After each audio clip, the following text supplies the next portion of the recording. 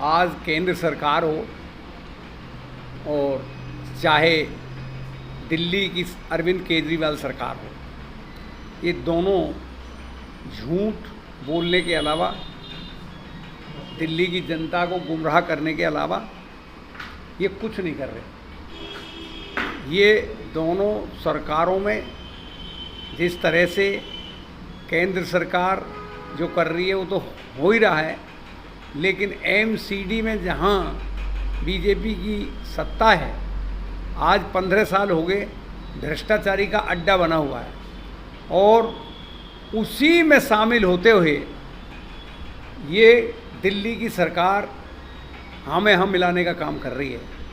जब कोई गलत काम सत्ताधारी पार्टी करती है तो जो विपक्ष का कायदा होना चाहिए वो निभा नहीं पा रही। आज 15 साल से बीजेपी की सत्ता एमसीडी में है।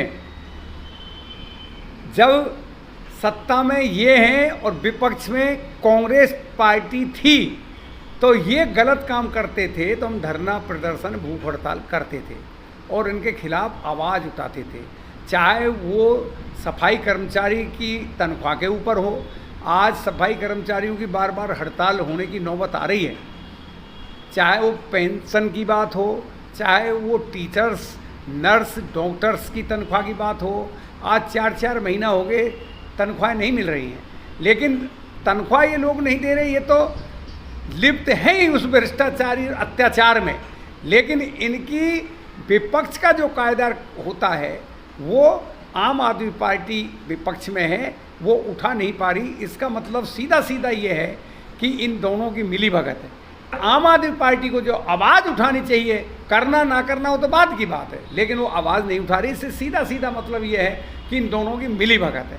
आज जिस तरह से कोरोना काल में लोग तड़प तड़प के मरे, लोगों को ना कोई दवाई मिली, ना ऑक्सीजन मिला, ना डॉक्टर मिले, ना कोई वेंटिलेटर मिले, इस तरह के हालात पूरी दिल्ली में पैदा कर दिए कि हाय हाय त्राही त्राही मच रही थी। लेकिन ये फिर भी अपने आप को झूठ बोल के, खुद साबित करके यही सिद्ध करते हैं कि भाई हम बहुत बढ़िया काम कर रहे हैं। जो दिल्ली में करना है, इनको नौकरी देनी चाहिए थी, जहाँ गोवा, पंजाब, उत्तराखंड में देने का वायदा कर रहा है, पहले दिल्ली में तो दें। उनकी पोल खोलने का पद यात्रा कांग्रेस पार्टी के कार्यकर्ता और खासकर बाबरपुर विधानसभा में कल 2 बजे शुरू होने जा रहा है। उसमें आदरणीय हमारे दिल्ली प्रदेश के सम्मानित अध्यक्ष अनिल चौधरी साहब, जो हमारे प्रभारी हैं दिल्ली के शक्ति सिंह गोविल साहब, इमरान मसूद एआईसीसी के सचिव हैं, वो तमाम गणमान्य नेता मौजूद रहेंगे। आज दिल्ली और देश की जनता ये समझ गई है कि हम ठग गए हैं, इन ठगों से ठग गए हैं, इसलिए उनको वोट के माध्यम से हटाना चाहती है। और कांग्रेस की चर्चाएं होती हैं कि अगर धंधे थे, रोजगार थे, लोगों को भाईचारा था तो केवल कांग्रेस के राज में थे। जो वोटर इनके माने जाते हैं, खासकर व्यापारी वर्ग के, व्यापारी वर्ग भी आज दुखी है। किसान तो दुखी हैं, व्यापारी दुखी हैं, सफाई कर्मचारी दुखी हैं, सरकारी महकमा तमाम दुखी है, मजदूर दुखी हैं। पूरे देश में बहका माहौल है।